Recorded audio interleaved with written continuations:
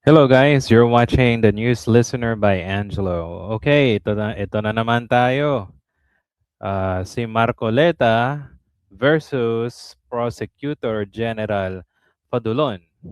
Ito, ito na naman eh. Pinipili talaga ni Marcoleta na ipasok yung mga diskaya sa Witness Protection Program. Okay, so panoorin natin dito guys. Dito sa video, ewan ko kung manggagaliitit kayo kay Marcoleta. Gigil na gigil. Hindi talaga nilulubayan yung Prosecutor General ng DOJ. Grabe.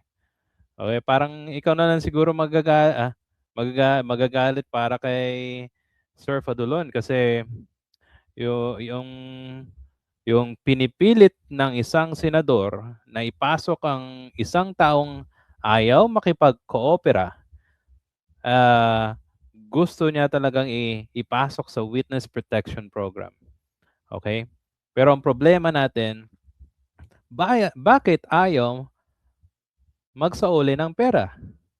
Bakit todo protekta, todo pag-aabogado sa mga Marcoleta, sa mga Diskaya, itong si Marcoleta?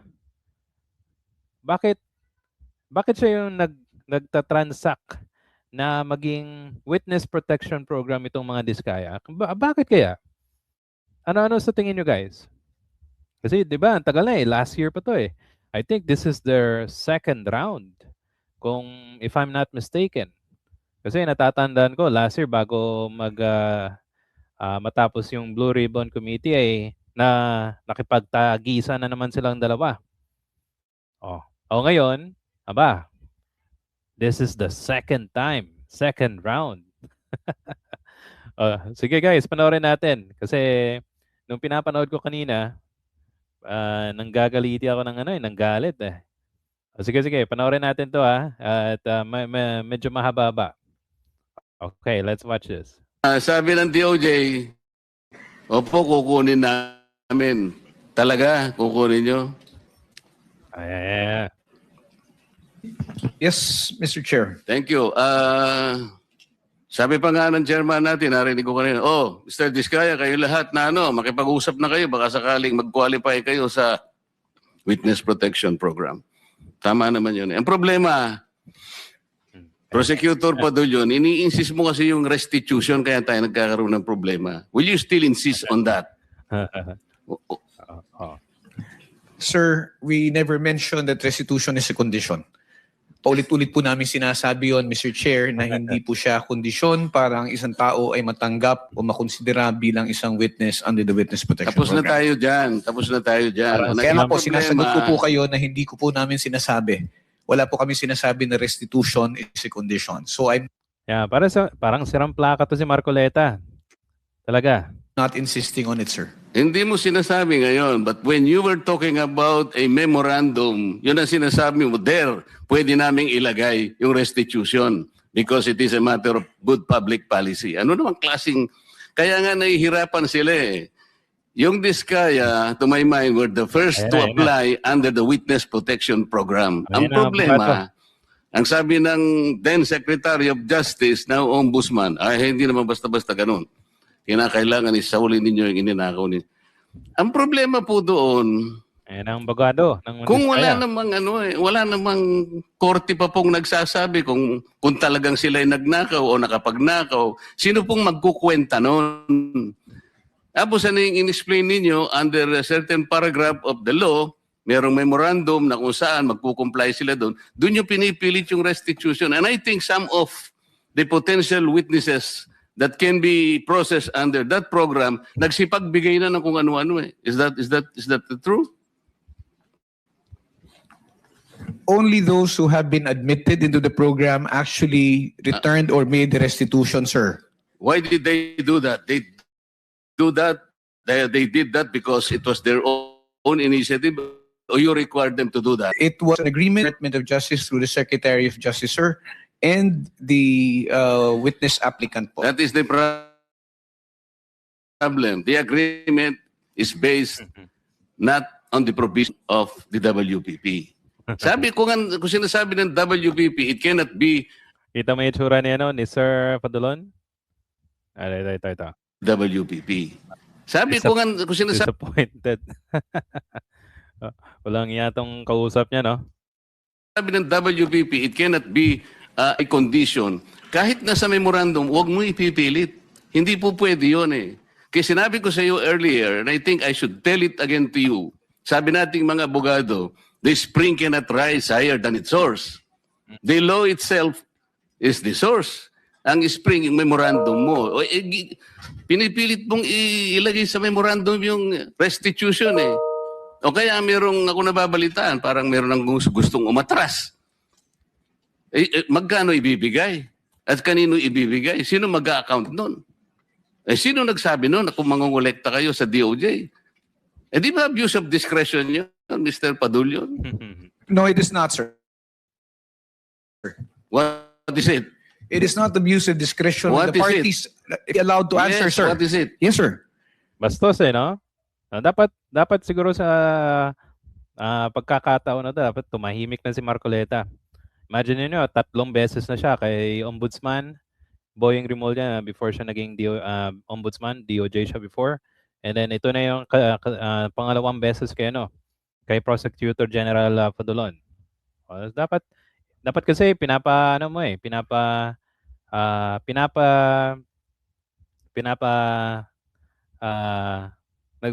pinasasabi mo. Kumbaga, kailangan salita ang tao kaysa sa kailangan mong i-interrupt. If the parties both agree to the terms and conditions contained in the memorandum of But you agreement, cannot there is no impose an abuse. agreement. If you cannot impose an agreement which is not required by the law, especially if you will put restitution there. How can you do that? Yeah. Mr. Chairman, sir, yung restitution po, yung Ito na naman tayo. Explain na naman. memorandum of agreement is a product of an agreement between both the Secretary of Justice, representing the DOJ and the WPP, and the witness applicant. Wala pong abuse doon kung pareho po sila nagkasundo. Paulit-ulit na po namin sinasabi na ito tayo, naghahanap tayo, naghahabol tayo doon sa mga taong nangurakot, tapos itong mga tao na umamin at handang magsoli, ayaw nating tanggapin yung kanilang sinusoli. Ano ho ang nakikitang mali doon? Para po sa amin, para ho maibsan kahit papano yung sakit at pagdurusa ng ating mga kababayan na nakikita nila na napakalaking pera ang nawala. Ano ho ba yung maibalik natin yung kaunti? And remember, Mr. Chair, if I may... Do not preach to the choir. No, I'm not preaching, Sandali lang. Ang pinag-uusap Okay, so sinabi ni General Prosecutor na bakit yung mga taong nag-return ng pera ay tinanggap namin? Paano na yung mga taong may nakuhang pera sa gobyerno?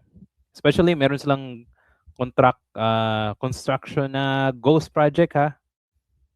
So, hindi ba yun nakikita ni Marcoleta na dapat yung mga diskaya, may mga proyekto sila na ghost project. So, madaling salita, meron silang kabalbala na ginawa. Hindi ba dapat magbigay sila ng pera? They need to return some money at least. Diba? Ewan ko kung anong nasa ulo ni Marcoleta, but ayaw niya, talaga niyang pilipilit na dapat walang restitution. Yeah, hindi ko talaga gets. Continue na. usapan natin, these people are supposed to be potential witnesses for the state.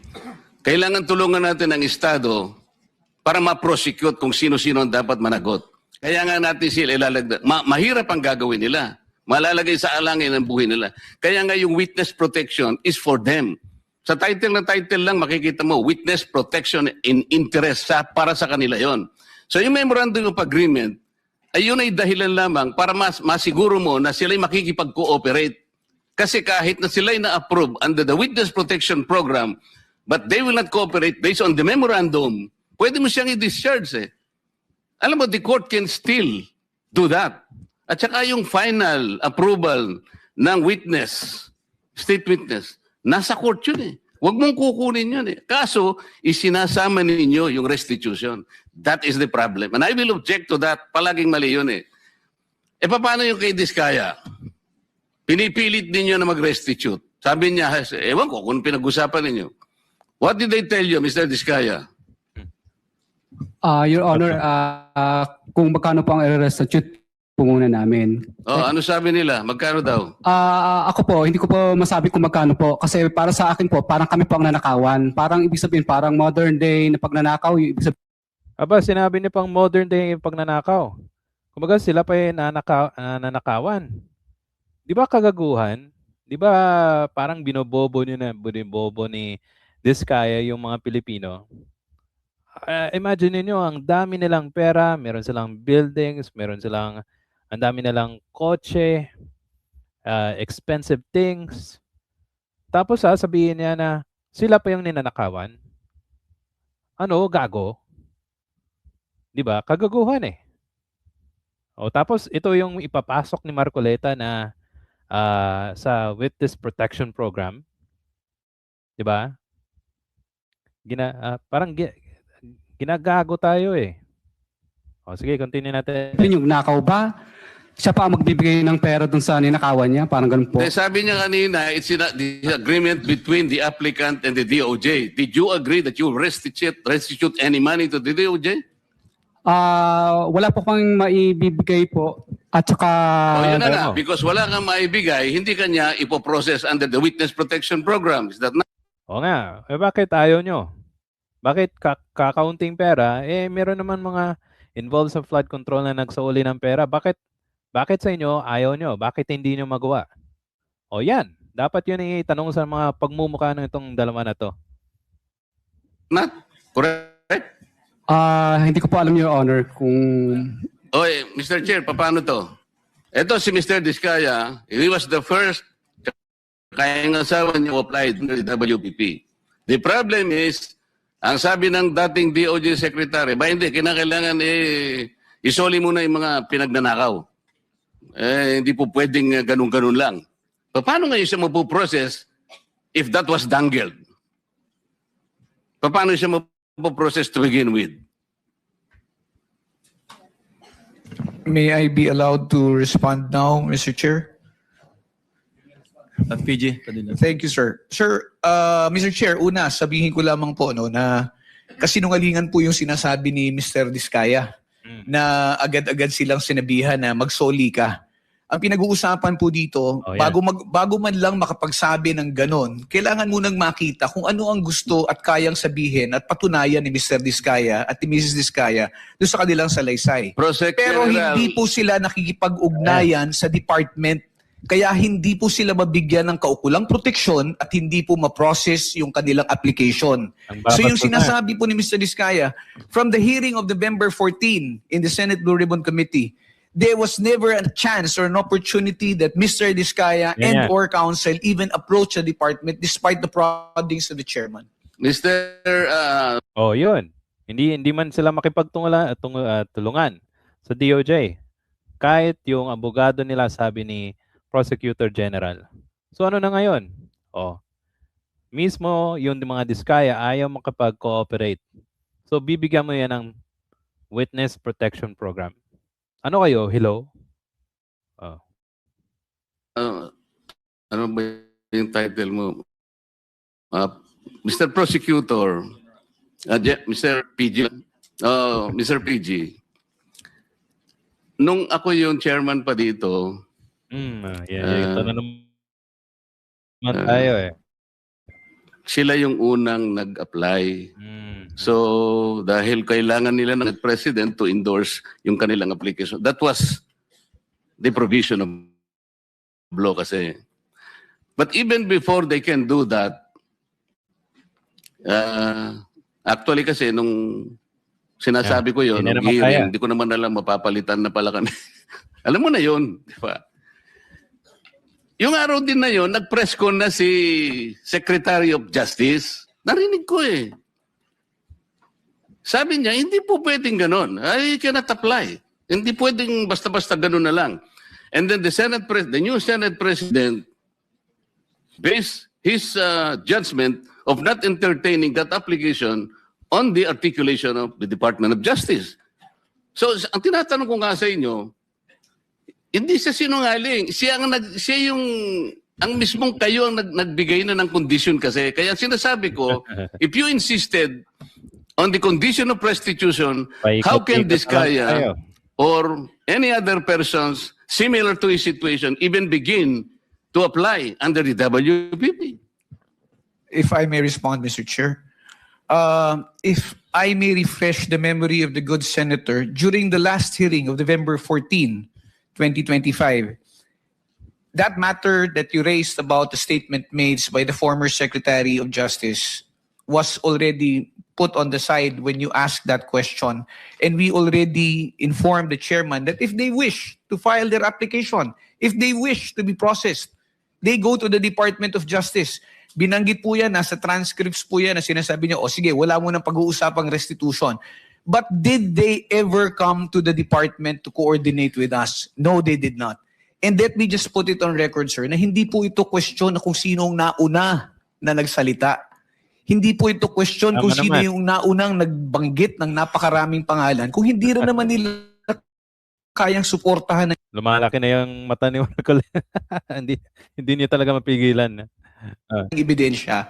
At wala rin namang silang mabibigay na magpuprove o magpapatunay doon sa kanilang mga sinasabi. Yan po ang kailangan naming suriin. I'm sorry, Mr. Chair, he did not refresh my memory.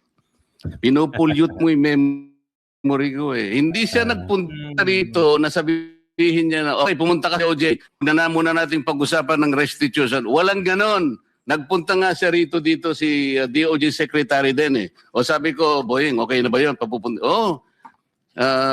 O di wala nang ano ha? Wala nang restitution ha? Basta papuntahin mo silang mag-asawa doon. Hindi ba nagpunta ka, Mr. Diskaya?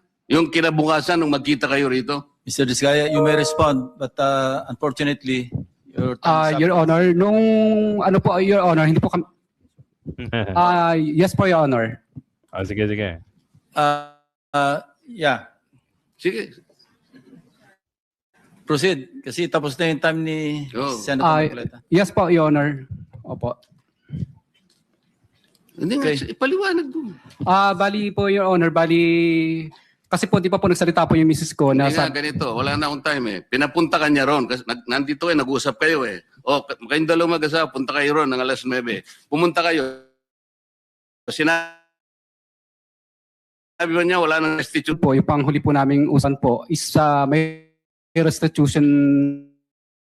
Magkano daw po ang restitute namin. Tapos kakasuhan din po daw kami at hindi didiinan. Pero gusto ko po, Your Honor, na hindi na po muna dahil po yung ko na nagsalita siya na hindi daw po kami kasama sa WPP. Yung natatandaan ko po yung huling hearing po dito ay nakulong po yung misis ko sa Davao. Samantalang meron naman po nag-exist na project. Kaya natatakot po ako, Your Honor, na baka pag nagsalita na rin po ako, baka po sa susunod po ako naman po ang makulong. Okay, by the way, ipapakita ko na lang yung pag-walkout ni Marcoleta. Para at least, kasi hindi niya makuha yung gusto ng hindi niya makuha yung gusto niya na mga Diskaya na sa Witness Protection Program. Tahan nila para sa mga taong Palis na yan 2016 hanggang 2022. Ayun. So, palis na si Marcoleta nung that moment. Okay? So, di ba, nag-aabogado talaga. Imaginein mo, hindi nila gusto magsauli kahit katiting na pera, kahit kaunti na pera. Ito, papakita ko sa inyo guys kung sino yung mga taong nagsauli na ng pera. Yan. So, para mas madali, ginamit natin yung Gemini AI. At kitang-kita nyo dito kung magkano yung nasa uling pera ng mga tao nito. Si Henry Alcantara, 181 million. Si Bernardo, 35. Si Gerald Palencia, 40. Si Sally Santos, 20. Tapos si Bryce ata, yung sasakyan. Tapos ito yung mga commitment na kailangan nilang isauli. So, tanong natin kay Marcoleta, bakit bakit yung Your Honor, bakit yung mga diskaya ayaw mong pasauli ng kahit konting pera? Bakit? Natatakot silang mawalan sila ng pera? Oh. Oh, by the way guys, kung on the go na yung kaso, pwede silang makasuhan ng plunder at no bail. Kaya gusto nila talagang iwasan yung makasuhan sila. At ang gusto talaga nila ay para makalaya sila at hindi magalaw yung kanilang pera. At imagine niyo hindi mabanggit ng mga diskaya kung sino from 2016 kasi doon sila pumayagpag eh. From 2016 to 2022 hanggang lumagpas bago pumutok yung flood control scandal. So, that means may tinatago talaga sila. At tanong natin kay Marcoleta, sino kaya yung mga nag-donate ng campaign sa kanya noong panahon ng 2025 election? Ang dami nagsasabi, baka yung mga diskaya kasi grabe yung pagtanggol, di ba? Grabe yung pagtanggol niya sa mga diskaya, baka sila yung isa sa mga nag-donate ng pera kay Marcoleta noong 2025 election. Oh, kaya ganun ka grabe yung pagtatanggol niya. Okay? At lastly guys, pakita ko na lang sa iyo. Ito, uncooperative disguise. Sabi ni Senator Kiko, ako hindi nagtataka kung bakit hindi tinanggap sa Witness Protection Program or Protection Program itong mga diskaya, dito lang sa Senado hindi na kayo nagka-cooperate eh. Yeah, kitang-kita mo naman talaga na yung pinayagan sila kumuha ng ledger, pero wala pa rin kahit anong sabi mo sa kanila na okay, payagan mo makaalis para kumuha ng dokumento, pero wala silang binabalik. Ang binabalik na lang nila yung current. Pero yung panahon ni Duterte, wala. Kaya mabuti nga hindi sila pasok sa Witness Protection Program.